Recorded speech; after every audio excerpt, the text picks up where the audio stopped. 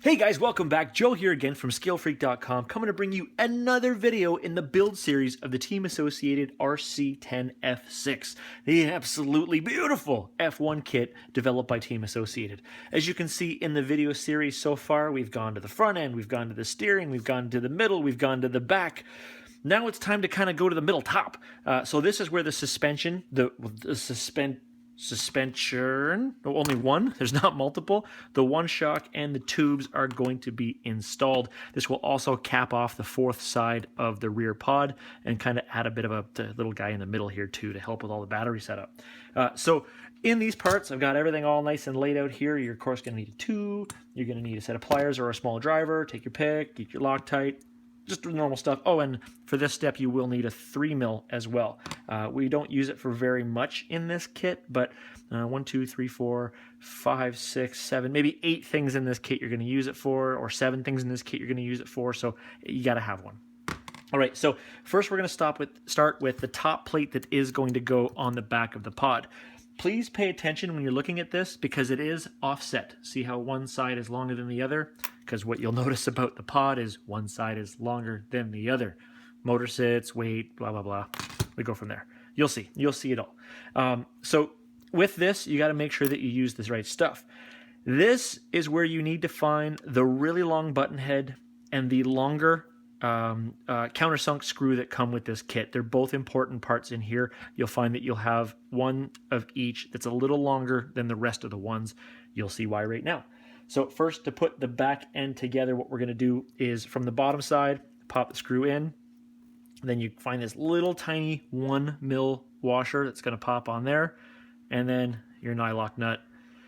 What this is going to do, when I get this bad boy on there, and the reason why it's longer, and it will seem odd, is because the shock is going to connect to this. So one of the shock eyes, or pivot balls, or whatever you want to call it, is a 3mm threaded screw.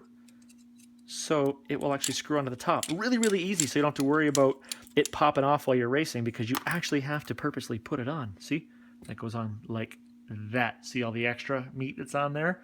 The second is the pivot balls. Now this is what these sliders are going to attach to.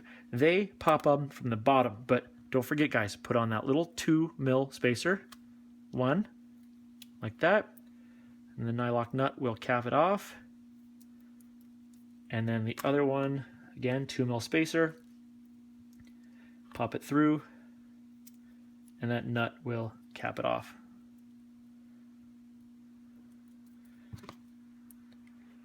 I do love with these the fact that the actual end of the ball is threaded. I've had some kits in the past where there was a hex on the bottom of the ball, a little harder to get to. You'd use like a little tire wrench, but bang, that's it. So 2 balls on the bottom, a little extra on the top, and that is going to go right here.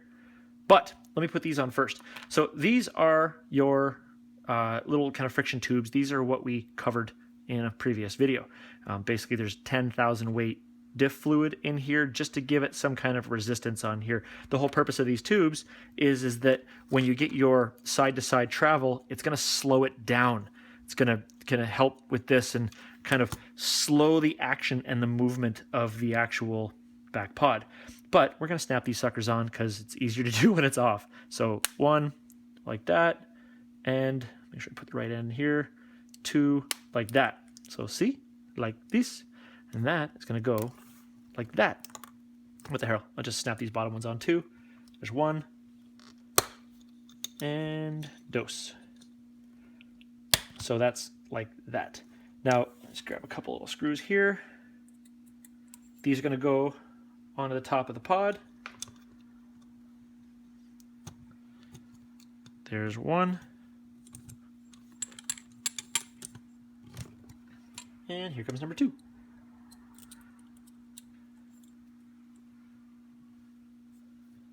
Just like that. So the rear pod is, for the most part, done with the exception of building the axle, which we'll do in a later video. But now you can see that side-to-side movement. So you can see the way those tubes are moving in and out. The side-to-side movement will be slowed by those tubes. So in all angles, that just kind of puts a bit of a dampener on it so it's not free to go. So there's, ta-da, that right there. Now, in the middle of the chassis, we're going to have this little piece right here. So flip that bad boy over. The countersunk part is actually going to go on the bottom. Again, you're going to put that bit of a longer screw on there, and then the nut goes on the top. And again, there'll be meat hanging out of it.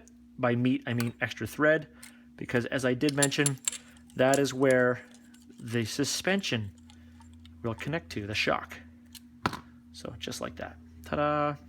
Now, this has got a couple standoffs and a few screws. So 1, 2, and 3, and 4. So one thing to pay attention to with these little guys, and I don't know if you can see it in the video, is there is a flat spot on one side. Now pay attention to that because it's going to depend on which way you are mounting your battery. Because if your battery's mounted here, the flat spots need to be back. If it's going to be mounted in the center, they got to be towards the middle. So just kind of pay attention to that when you're putting it together and already know where you're going to put the battery. It might even help when you're tightening it down if you've got the battery handy for now, just to be able to kind of put it all together in one shot so that they're in the correct direction. I'm not going to do that right now because the battery is still in the other kit. I just know which way I'm going to put it. Whoops. And I'm going to do my best to make it work, and then later on I'll make any adjustments that I have to. I'll have to make adjustments, I know I will, but I'll make them later. And then the second one. Now, because there are so many different ways to mount things in this kit, just, again, follow the instructions, follow the advice that it gives you for whatever setup you're going to choose to take. Maybe by the time you get the kit, there might be some more stuff online. I know Team Associated has released some information about it. You can actually check their sites and their setup pages. So that's going to go right there. So just make sure that you pick the right holes. Now, when you look through the instructions, it'll actually tell you to kind of hold the kit up like this and kind of, I call it a tombstone, the way that it sits. You're going to pick the holes that are just above these sliders. So it's going to go there, there, and there. So typically what I'll do is, because when you flip it back over, sometimes you get a little bit goofed up. So I will go screw there and then flip it over. So ta-da. And once I got the one in, I pretty much know where the other one's going. So I don't crank them both down until they're both in, just so it's easier to move this around. And I can see it from the bottom. And then there we go. So tighten and tighten. So just like that. So that is how that sits in there. So see how the pod moves? Again, I love that stuff. And now we got to put the shock itself on. So the shock, easy enough. I mean, it's not difficult. Grab it, ta-da, shock, and what you're gonna do is put it on the top. So grab your 3mm. I don't want this to back off, so I am actually just gonna get just a little bit on here,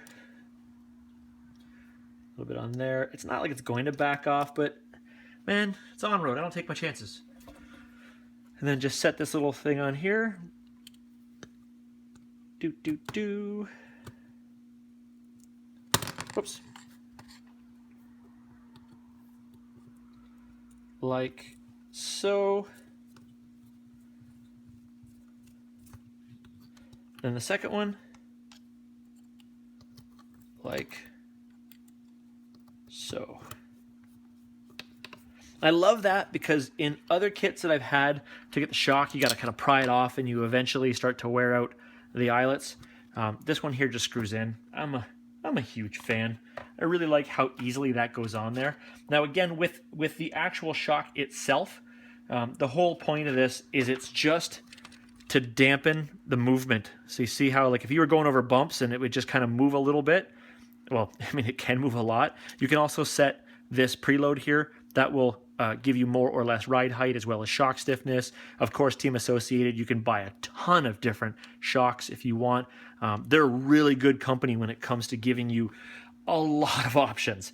The neat thing is the stuff they give you in a factory team kit may be all the stuff you ever need.